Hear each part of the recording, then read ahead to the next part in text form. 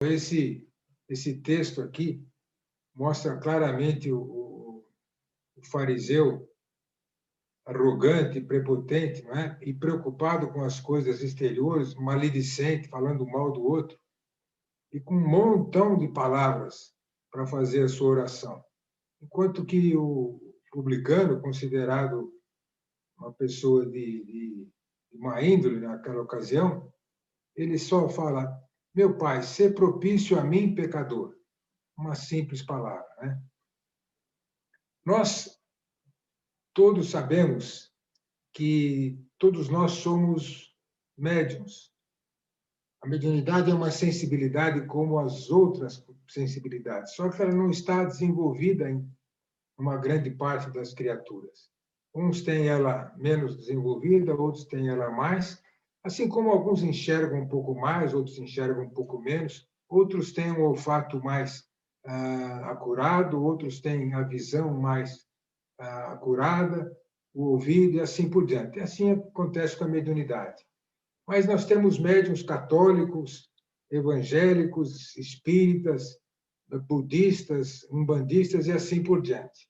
Mas nós espíritas somos, de certa forma, privilegiados, porque nós temos à nossa disposição algumas ferramentas de defesa que as outras religiões, os nossos irmãos, desconhecem.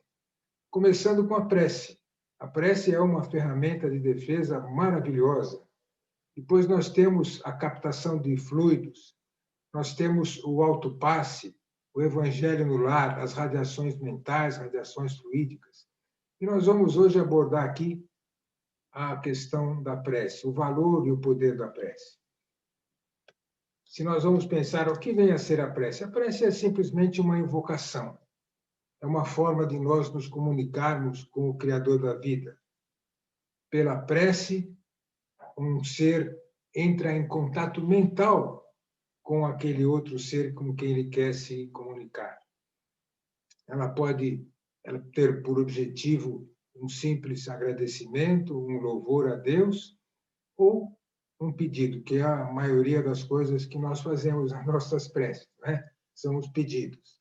Ela pode ser feita para si próprio, por terceiros, pelos vivos ou pelos mortos. Mas é interessante a gente entender como é que a prece funciona. Qual é o mecanismo de funcionamento da prece? A oração, para nós entendermos o seu funcionamento, é preciso nós mentalizarmos todas as criaturas encarnadas ou desencarnadas, mergulhadas no fluido cósmico universal, assim como todos nós estamos também envolvidos pelo ar atmosférico que nós respiramos. A prece ela é impulsionada, ela é o veículo do pensamento. Esse fluido, ele recebe o impulso da vontade da criatura que está fazendo a sua oração. Ela é o veículo do pensamento. Então, o nosso pensamento é transportado de um lugar para o outro, da sua origem para o destino, exatamente por esse fluido universal. Assim como o ar transporta o som de um local para outro. A grande diferença entre ambos é que a radiação que o ar permite, ela é muito limitada. Nós conseguimos, com a nossa voz ou com qualquer aparelho de som, alcançar umas dezenas de metros, enquanto que o fluido universal ele se estende até o infinito.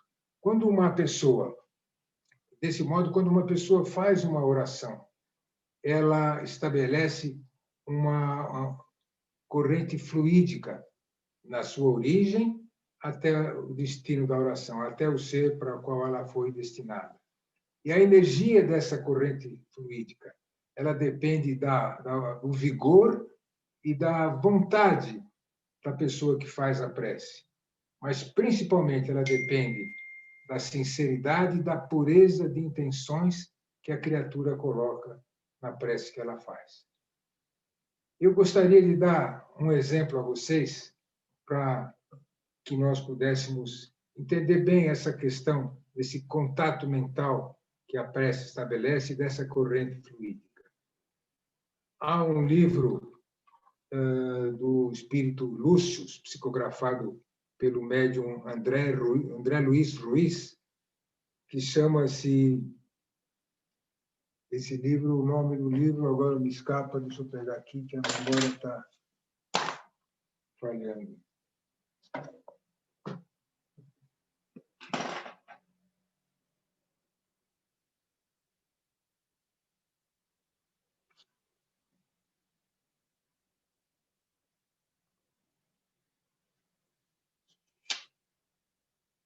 O amor jamais esquece. Esse livro, o personagem principal, protagonista desse caso, dessa história, é o nosso Mestre Jesus. Mas há também dois outros personagens importantes que participam dessa história. São duas criaturas, dois amigos que vieram da cidade de Emaús. Um deles, mais velho, mais experiente, é o Zacarias, e o outro, mais jovem, Josué. O Zacarias é uma pessoa muito sofrida, foi traído, era muito apegado ao dinheiro, às coisas materiais, e ele foi traído pela mulher, mas depois se converteu aos ensinamentos de Jesus e perdoou a mulher, e depois ela ficou muito doente, eles estavam separados, ele cuidou da mulher até a sua morte. E os dois, depois, Zacarias e Josué, foram dois seguidores de Jesus. Naquela época, o que acontecia?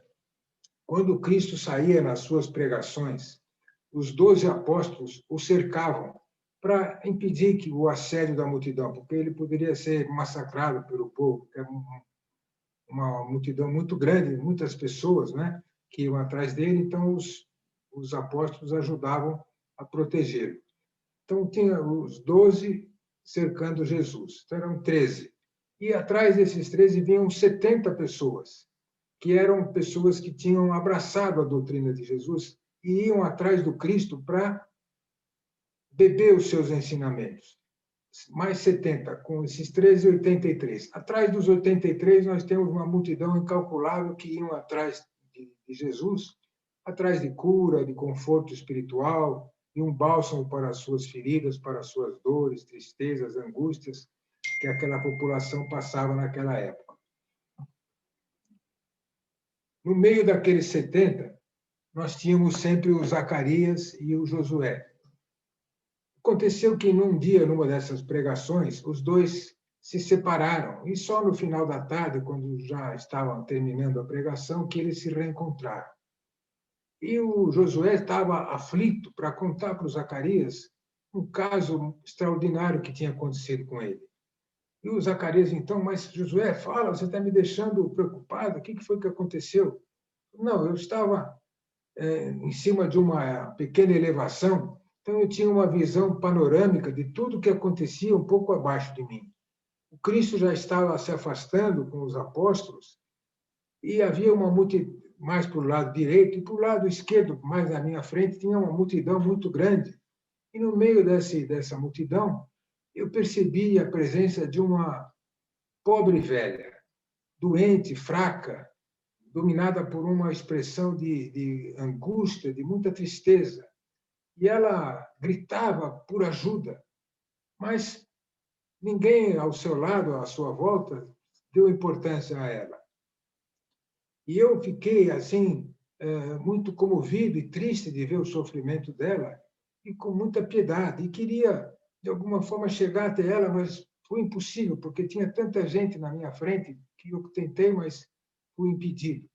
Então, me lembrei das palavras de Jesus, quando ele disse: tudo que pedirdes em oração, haveis de ter, e assim sucederá. Então, naquele momento, eu me concentrei, pensei em Jesus e mais ou menos disse essas palavras: Mestre, ali adiante tem uma pobre velha que está tentando chegar até você, mas não consegue. Eu peço que você peça por ela ao nosso Pai, porque eu sou muito miserável para que ele me escute, não é? E assim, eu tenho no meu coração que fazer alguma coisa por ela. E ele fez essa oração com tanta fé, entrou em contato mental com Jesus, né, como nós explicamos, e a partir desse instante, então, um segundo depois, Jesus dá uma meia volta e vai na direção da velhinha. Quando ele chega próximo da velha, a mulher se ajoelha e Jesus põe a sua mão sobre os cabelos sujos e despenteados da pobre mulher e uma luz intensa desceu sobre os dois. E que as pessoas que estavam em volta ficaram sem fala, estáticos, né? E parecia que agora aquela velhinha era uma pessoa muito querida de todos eles que há poucos instantes não deram a menor atenção à pobre coitada.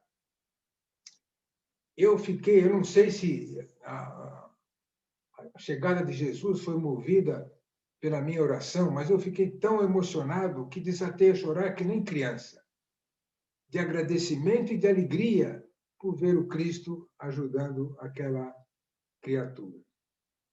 E a mulher, em agradecimento, ela disse: Profeta, desta bênção que eu recebi, muitos miseráveis como eu também serão beneficiados, porque de hoje em diante, todo aquele que passar à porta da minha casa, eu darei de comer, mesmo que seja um pedaço de pão velho.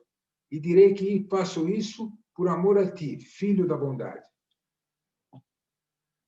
Mas aí, ô Zacarias, aconteceu uma coisa ainda mais extraordinária. Mas o que houve? O que houve de mais extraordinário? Eu não sei se...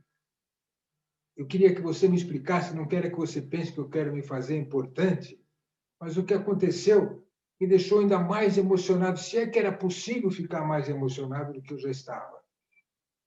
Quando o Cristo deixou lá o local daquele povo todo, o caminho de volta passava exatamente por aquele local onde eu estava. Quando ele se aproximou, ele olhou para mim e ele disse: Josué, obrigado por olhar por ela. Zacarias, eu tenho certeza de que ele falou essas palavras. Agora, eu não sei se foi com a alma ou com a própria voz. Agora, o mais espantoso é que eu não falei a ninguém que eu fiz a minha prece. E como é que ele sabia o meu nome? Então, gente, esse é um caso, segundo o autor, que foi um caso verídico que aconteceu naquela época. E demonstra o poder da oração, não é? E aquele que nós explicamos, aquele contato mental que houve, nesse caso, entre o Josué e o Cristo. Quando nós fazemos a nossa prece, tem algumas coisas importantes na prece, né? O horário que nós fazemos, o local onde nós fazemos a prece, o tamanho da prece e a velocidade com que nós fazemos a oração. O horário, todos nós sabemos, espíritas que somos, que aprendemos na doutrina, é muito importante fazer a nossa prece logo pela manhã, quando nós acordamos. E nesse momento a gente pede, agradece primeiro a noite de sono repousante, e às vezes não foi tão repousante, né? Mas a gente então fala que foi relativamente repousante e agradece do mesmo jeito, não é? Para que a noite seguinte seja melhor. Vamos pedir para Deus, o nosso protetor espiritual, nos ajudar para nós vencermos os nossos defeitos. Vamos escolher algum defeito que mais nos incomoda e vamos lutar para vencer e pedir ajuda para estarmos vigilantes contra esse defeito. Vamos pedir também, nesse momento, para que nós mantenhamos a calma durante todo o dia que nós vamos começar, para que nós, durante as provações que vêm, quase todos os dias elas vêm, para nós nos mantermos serenos, equilibrados para enfrentá-las. Se nós temos trabalho espiritual para participar à noite ou à tarde, vamos pedir ao nosso anjo da guarda para nós estarmos em condições para participarmos desse trabalho. E depois, no final, a gente pede as coisas diversas que nos incomodam, a saúde, família, trabalho, e assim por diante, né? E nós temos, na nossa prece, muitas pessoas se preocupam, né? Algumas religiões fazem orações aí repetem 10 vezes a Ave Maria, o Pai Nosso, assim por diante, fazem preces compridas, né? Como deve ser o tamanho da prece? Aconteceu um caso interessante. Eu trabalho numa casa, chama-se Lar Espírita, o Caminho da Família Unida, e nós costumamos ter lá de plantão, na parte da tarde, mais ou menos das 11h30 a 1h, um dos nossos trabalhadores fica lá de plantão. Até que começa a chegar o pessoal do trabalho, aí acaba o plantão, os trabalhadores daquele horário já assumem o trabalho. E aconteceu no ano passado, em janeiro, começou a aparecer um senhor de idade, um velhinho. Ele chegava mais ou meio-dia em ponto.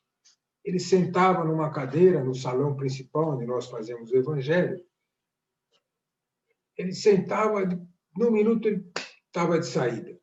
Todo dia a mesma coisa. Quem estava de plantão era o Zé Roberto.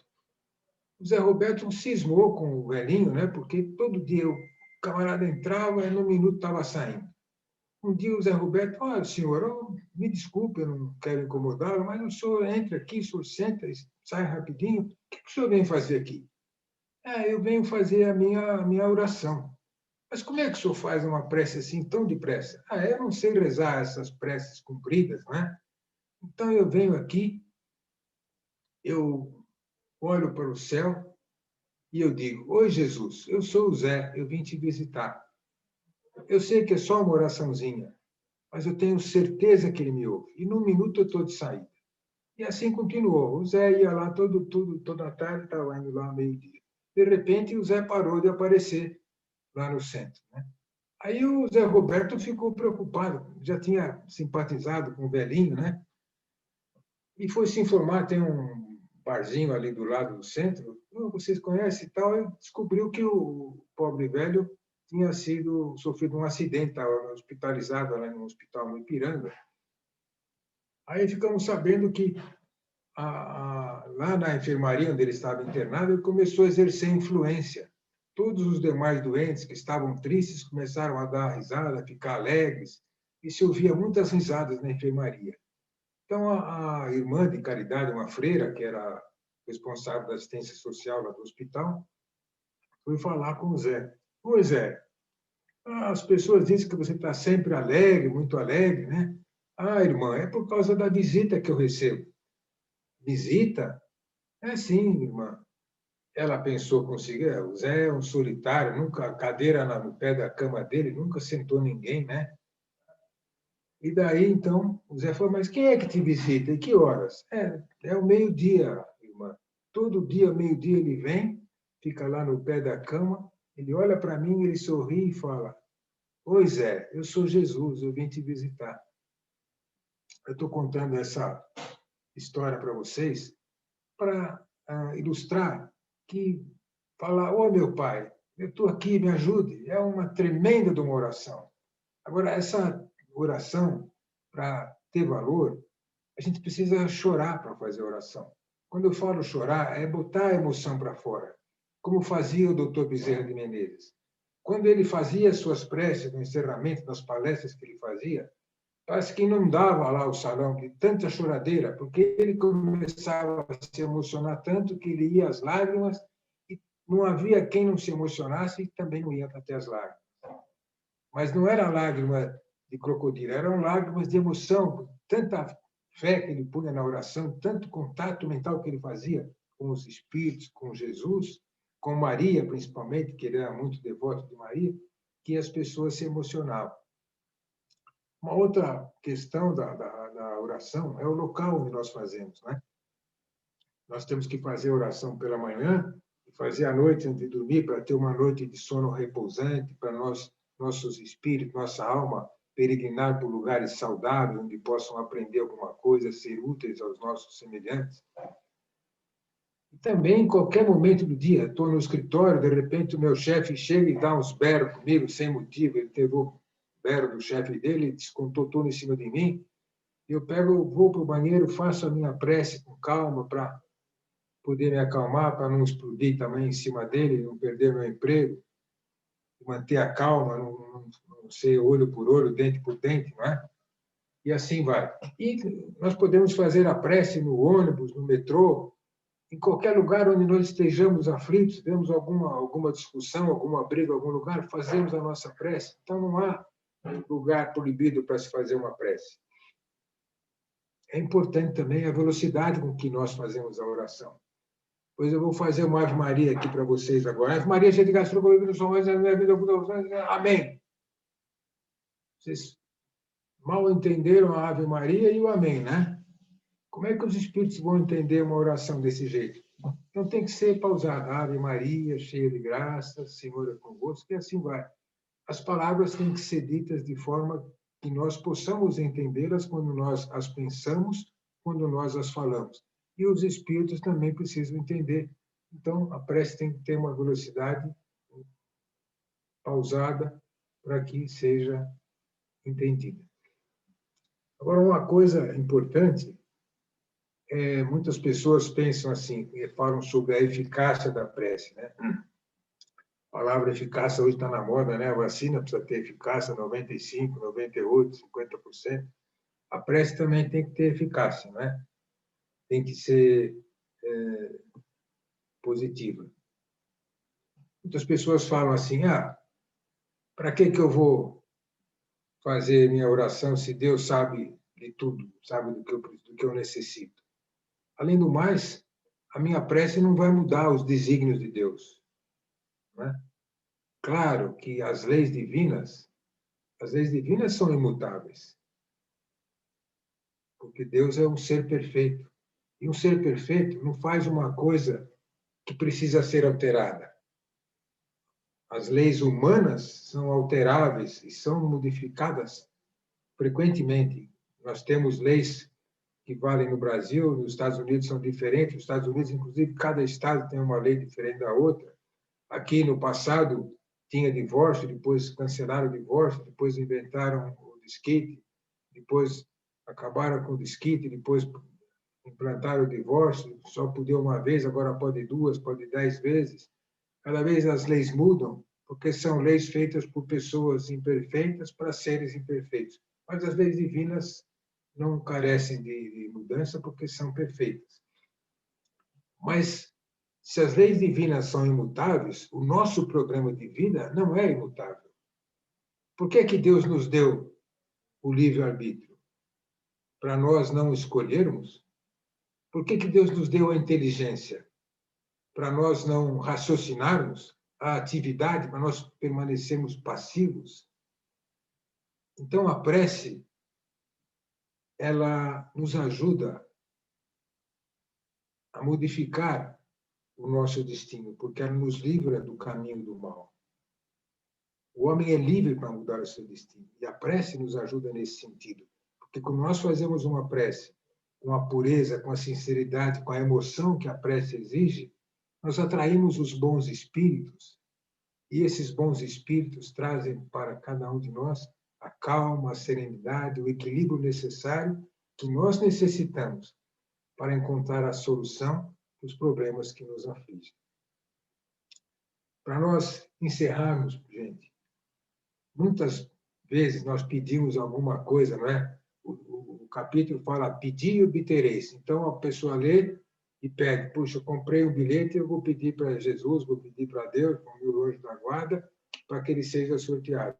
Chega no dia seguinte, lá, vai conferir, poxa vida, eu pedi e não obtive. Mas, muitas vezes, quando a gente pede alguma coisa, e a gente recebe, às vezes, uma outra, que é melhor do que aquela que nós pedimos.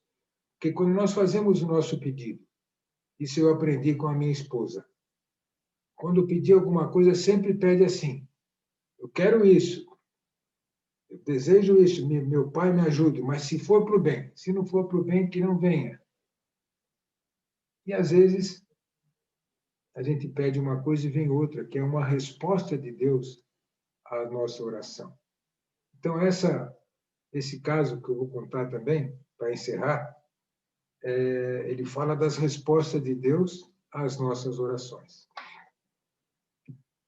E esse caso está relatado no livro Cartas e Crônicas, do Humberto de Campos.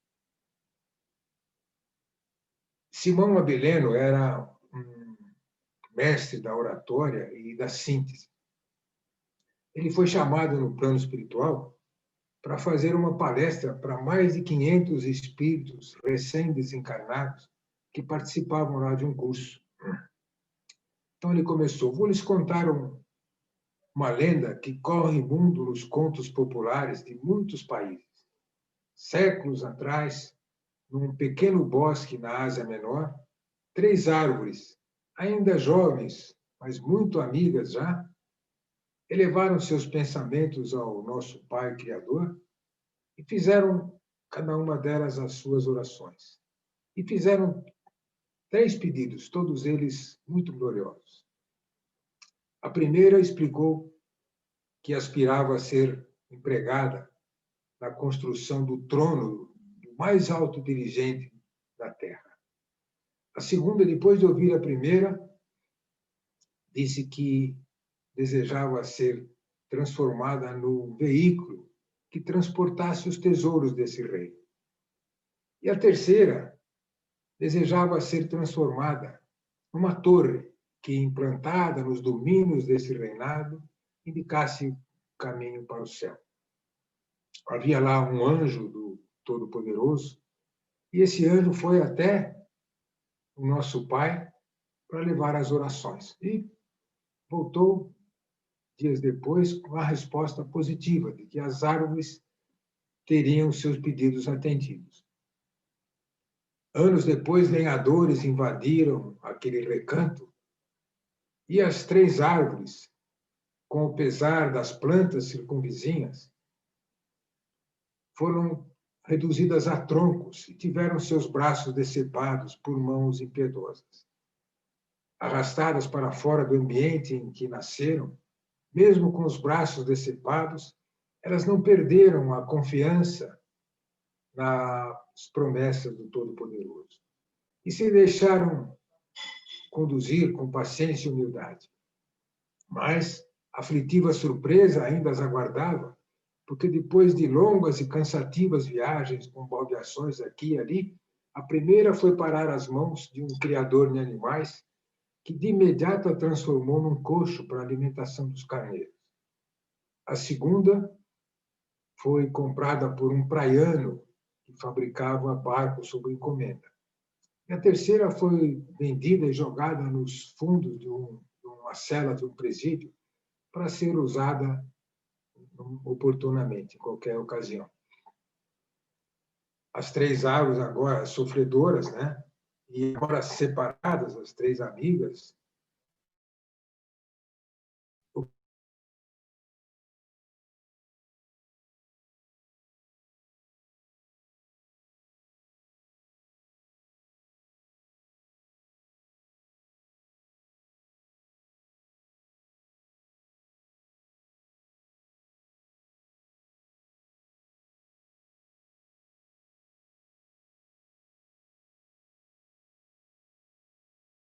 depois receberam a notícia de que as árvores tinham sido contempladas com os seus pedidos.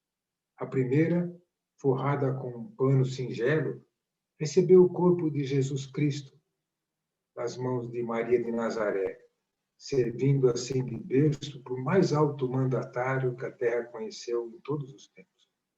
A segunda, na forma de uma barca pobre, muito pobre, mas muito valente, foi o veículo que Jesus se utilizou naquela época para transmitir sobre as águas alguns dos seus ensinamentos mais valiosos, alguns dos seus tesouros mais preciosos.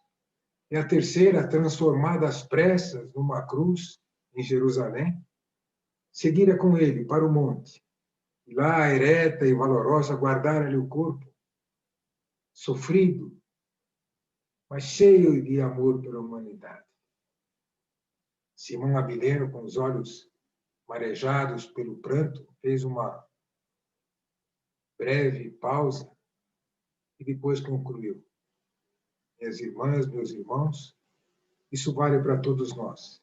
Todos nós podemos endereçar a Deus a qualquer momento e de qualquer lugar as mais variadas preces. Mas todos nós temos que aprender a cultivar a paciência e a humildade para esperar e compreender, a resposta de Deus às nossas orações. Eu só queria completar mais um detalhe. Eu acho que quase a maioria deve ter lido o livro Nos Domínios da Mediunidade. E lá tem uma passagem da médium Celina, se não me engano. Eles estão lá numa reunião de trabalho espiritual, ajudando um trabalho mais ou menos de G3D, né? E tem os espíritos ali que estão comandando. Era o instrutor Aulus, mais o André Luiz, mais um colega do André Luiz, que também era um aprendiz. E a Celina recebe uma mensagem do plano espiritual, mas não era daquele grupo que estava, vamos dizer, tomando conta do trabalho, não eram os instrutores do trabalho, era um espírito que estava fora daquele trabalho. Uma mensagem muito bonita. Então, para vocês verem aqui o contato mental como é feito a distâncias que a gente não imagina, não é? Nós vamos agora, então, fazer o nosso encerramento. Eu agradeço aí a atenção de todos vocês, agradeço também bastante a Joara pela oportunidade. Peço desculpas aí por alguma coisa, porque fiquei um pouco ansioso, porque não entrava esse Zoom aí, ficou demorando, eu estava já um pouco aflito, né? A gente acaba se perdendo um pouco. Mas então eu peço a todos novamente para fecharmos nossos olhos materiais e vamos, nesse instante, unindo os nossos pensamentos, os nossos sentimentos, mesmo à distância.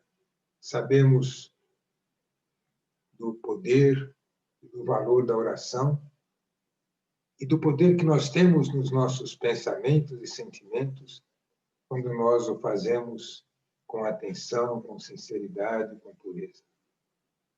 E vamos, nesse instante, pedindo aos nossos protetores para que levem todos esses nomes que foram escritos nesses papéis de vibrações, cada um deles possa receber de acordo com a sua necessidade.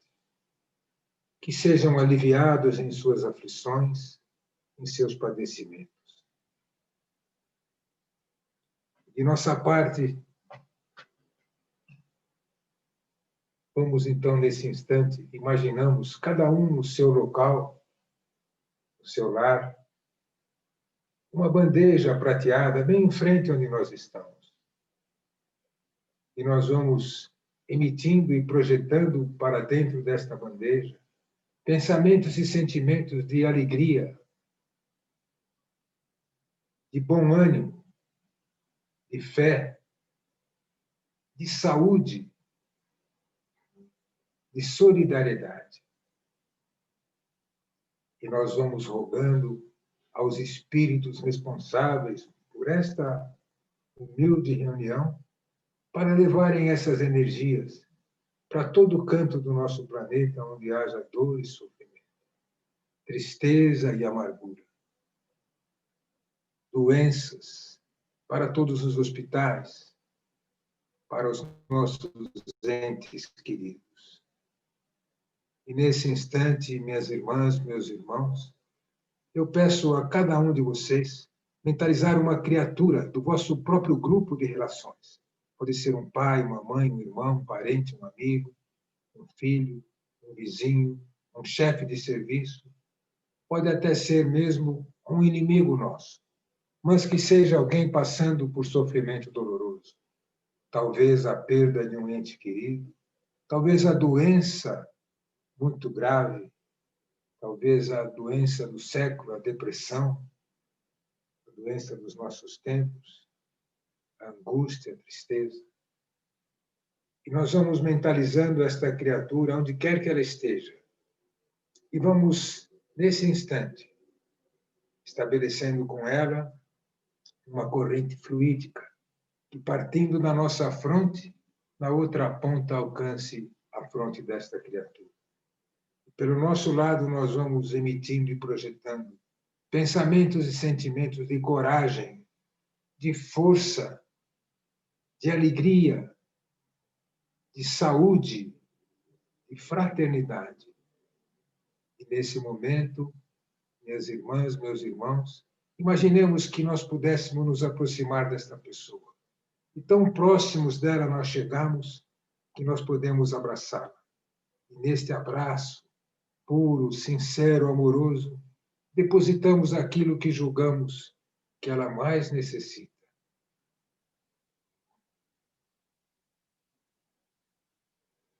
Graças a Deus e graças a Jesus. Vamos relaxando os nossos corpos nas cadeiras, respirando profundamente e vamos nos colocando em condições de recepção, para que estes amigos da espiritualidade projetem sobre nós frutos de paz, de harmonia interior, de equilíbrio, de saúde, para que todos nós tenhamos uma noite de sono repousante e possamos abraçar os nossos entes queridos que estão dentro do nosso lar, transmitindo a eles uma parte dessa energia que nós estamos recebendo.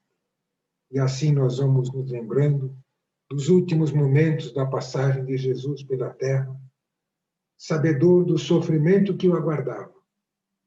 Naquela madrugada, Jesus foi buscar o alento, a força necessária para beber aquele cálice tão doloroso que ele tinha que beber, tão amargo.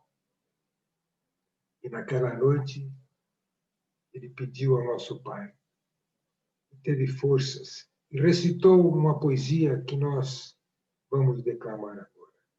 Pai nosso que estás em toda parte, santificado seja o vosso nome.